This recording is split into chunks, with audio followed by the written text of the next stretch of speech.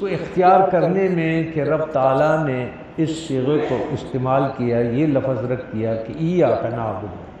ہم آپ کی عبادت کرتے ہیں، یہ ہم سے کیا مراد ہے؟ نقطہ آنس اس میں نقطہ اور راز یہ ہے کہ عبادت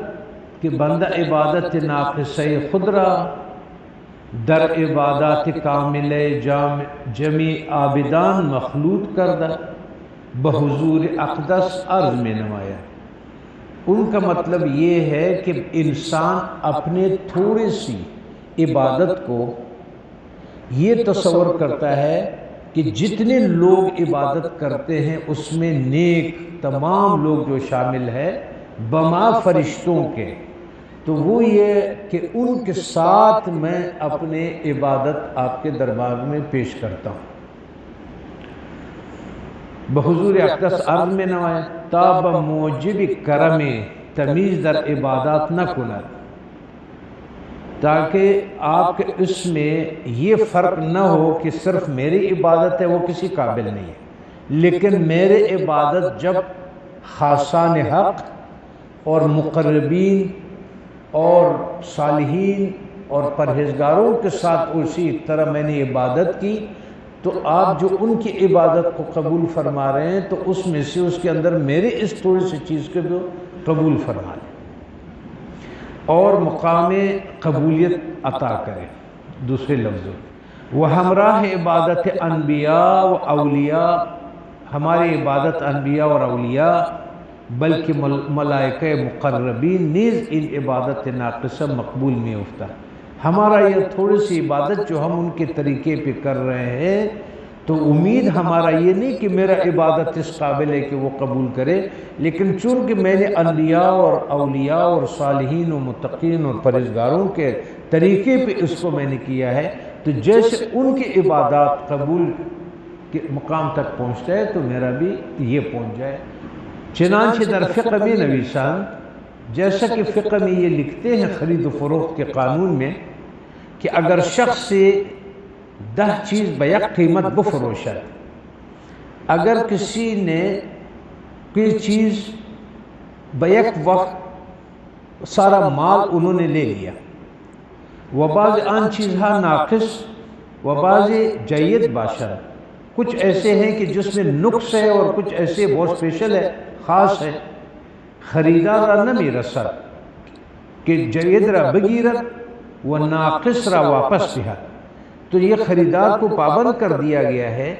کہ ایسا تم نہیں کر سکتے ہو کہ جو اس میں سے اچھے والے تم اس کو سائڈ پہ کرو اور جو نقصان والے ہیں اس کو تم ادھر کرو۔ جو آپ نے صحیح لینا ہے تو اس کے ساتھ خراب بھی لے لیں۔ تو اس لیے یہ قانون قدرت نے رکھا ہوا، یہاں ایاک نعبد کا یہ کہا کہ اگر تمہارے ان کے طریقے پہ ان کے ساتھ آپ کرتے ہو عبادت، تو پھر اس عبادت میں جو کمی ہوگی وہ ہم جو نیکوں کی وجہ سے آپ اس کے عبادت کو بھی قبول کریں گے۔ ہمارے استاد فرمایا کرتے تھے، جو ہمارے فقہ کا استاد تھا، وہ فرمایا کرتے تھے کہ اگر جماعت میں ایک نماز بھی قبول ہو جائے، جب ہم ناغک ہو جاتے تھے وہ ناراض ہوتے تھے تو ایک بات بار بار ہمیں سناتے تھے کہ اگر ایک نمازی کا نماز قبول ہو جائے نا تو آپ کے سب کے نماز قبول ہو جاتے، تو اس لیے تم لوگ کیسے الگ نماز پڑھتے ہو، تمہاری نماز کی کیا اہمیت ہے؟ وہ یہ فرماتے تھے بلکہ ہمارا قبول کو نہ دیا، ہمارا رد نماید۔ ایک یہودی عالم مسلمان ہوا تو اس نے یاد آیا ایسے برسبیل تذکرہ کہ وہ جب نماز جمعے کے لیے آتے تھے تو جیسے مسجد بھر جاتے تھے، ہم تو یہ کرتے ہیں کہ نا کہ آگے آنے کی کوشش کرتے،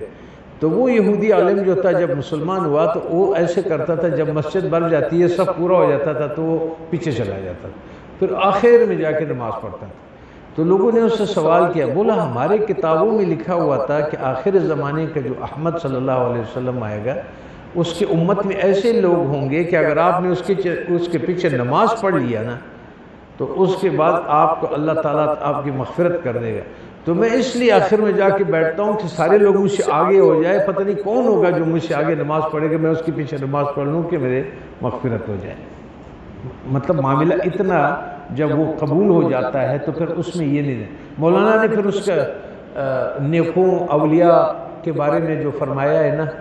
اس نے کہا کہ آپ کو اولیاء میں نقص نظر آتا ہے کہ اس انسان میں یہ نقص ہے، آپ نکتہ چینی کرتے ہیں۔ تو اس نے مولانا نے پھر اس کو دوسری طریقے سے سمجھایا ہے۔ مولانا پھر اس جگہ میں یہ فرماتے ہیں کہ جیسا مصری نبات، پہلے زمانے میں نبات کو جیسے انجیر کو نہیں تار میں سے گزارتے ہیں پھر سب کو جمع کر لیتے ہیں، آپ انجیر کو سمجھ لیں، تو وہ نبات کو بھی اس طرح ایک تار میں اس طرح پیوند کے ساتھ اس کو باندھتے تھے اس طرح، پھر وہ بیچتے تھے اس طرح۔ تو وہ فرماتے جب انجیر کو تولا جاتا ہے تو وہ جو لکڑی والا رسی اس کے اندر ہے اور وہ جو نبات کو بیچتا ہے تو اس کے اندر جو داغا ہے وہ اس کا جزو نہیں ہے، وہ الگ چیز ہے اور وہ مصری نہیں ہے، وہ نبات نہیں ہے،